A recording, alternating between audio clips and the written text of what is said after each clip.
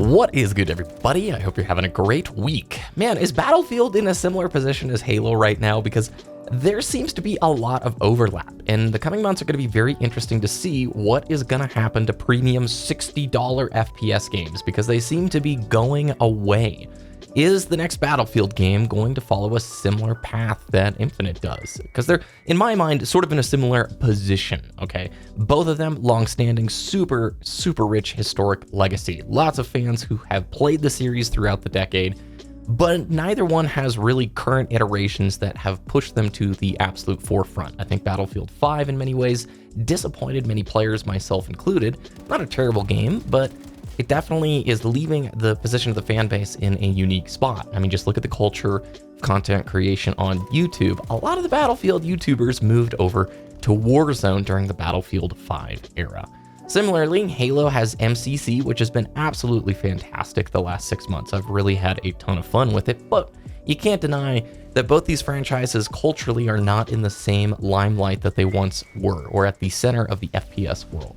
Now, yesterday we had the EA investor earnings call talking about the new Battlefield game, which is slated to release this holiday season, and apparently we will see the reveal in just a couple of months.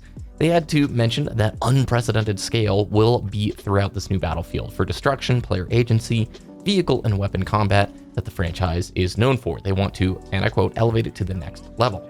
Now, what unprecedented scale means in terms of Battlefield, I have no idea. They do talk about leveraging the power of next gen, but they also go on to mention that this will usher in a new generation for Battlefield games and Battlefield fans.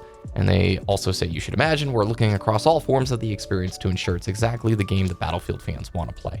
Now that is good to hear, because obviously Battlefield 5 did not land as well as 3 or 4, and the series has wandered a little bit. Some cool iterations, obviously, but again, I think this next Battlefield game is a very important mark for the franchise. If it goes poorly, it could sort of fade off into the distance.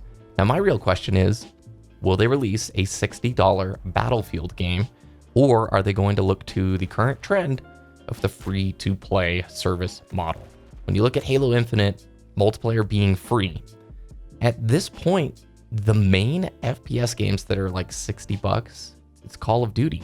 Everything else is looking to release free-to-play with the service model backing it. This all has just happened again in the last 3 years. I mean, think about Halo literally wanting their own, Fortnite or Apex or Warzone, whatever, multiplayer free-to-play for shooters.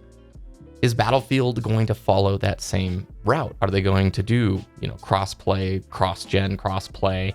And are they going to explore free for the multiplayer, or are they going to continue with the $60 model?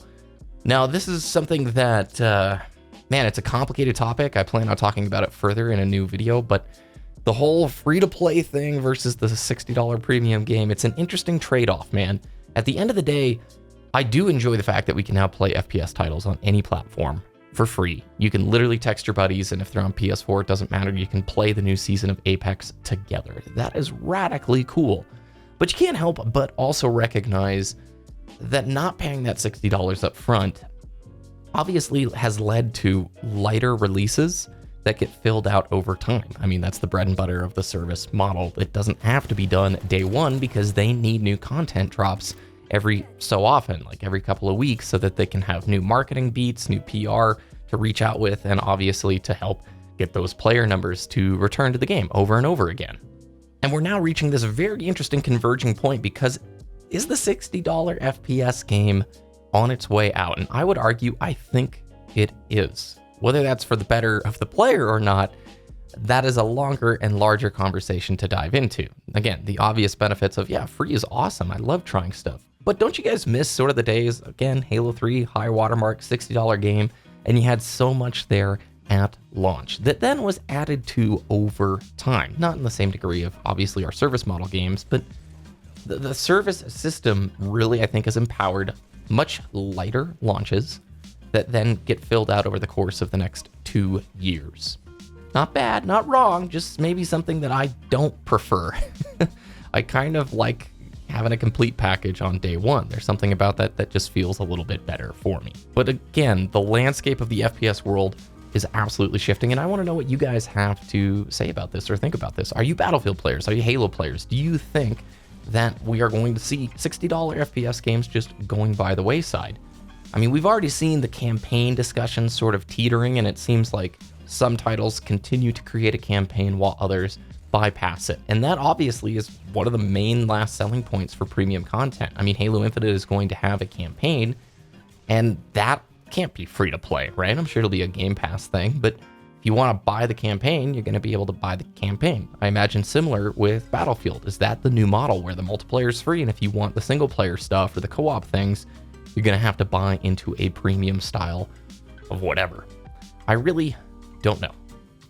But I do think, just like with the loot boxes, where initially they weren't a problem, they didn't seem that egregious, and then they really elevated and escalated things until Battlefront 2, which was the breaking point, we might see a similar thing with these service model games and the Battle Pass system.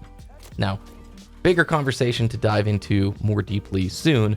Obviously, it's a new era for us FPS players. Part of me loves it, and part of me really misses the old days. You know, Babe Ruth had a saying, right? Yesterday's home runs don't win the games of today, something like that. And I think that's relevant here, because it's an ever-changing landscape and an ever-changing world. And new gamers are growing up with the concept of not going to GameStop for a midnight release to buy Halo 2 or Halo 3 and then hop on. It's you know, the Apex world. They've grown up with Warzone, Fortnite. All of these things that just are free. They launch relatively quickly after like a short marketing build-up. And then you can play it with any of your buddies on any platform. I think the $60 FPS game might be going away.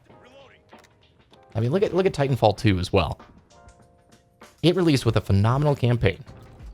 Probably my favorite multiplayer in an FPS game of the last 5 years. And $60 game, right?